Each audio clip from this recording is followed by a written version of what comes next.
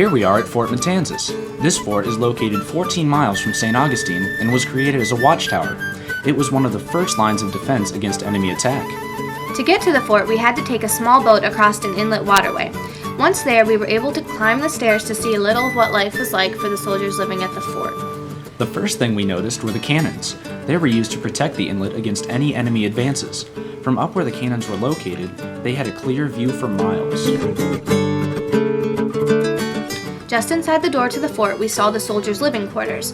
There was one large wooden bed with sleeping areas on it for 5 soldiers. Each sleeping area was no more than a cloth bag with a small amount of straw in it. The living conditions were very cramped and sparse. Since they didn't have electricity in those days, they used candles for light and a fireplace for heat and cooking.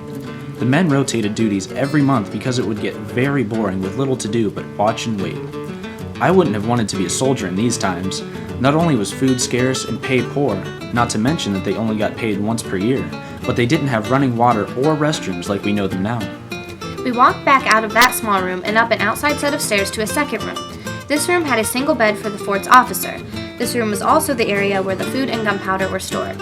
In the middle of this room was a ladder that led up to a lookout on the roof. We climbed the ladder up through the small opening so that we could get a look for ourselves. From the top of the fort, we could see for miles around. While the view was really cool, we couldn't help but think back 441 years and how hundreds of the French Protestants, called Huguenots, were massacred in this area by the Spanish. We also pictured the native Indians that lived in the area and how they had thrived for a few thousand years before the Europeans arrived. It really seems a shame that the natives were forced out of their homeland.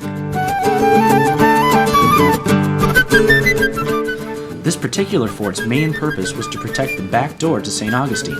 It was one of many other forts stationed along the coast at many different inlets.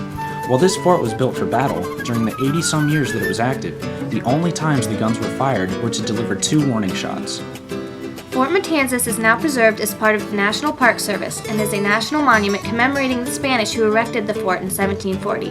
It will forever stand as a symbol of the struggles and obstacles the Europeans overcame to colonize the New World.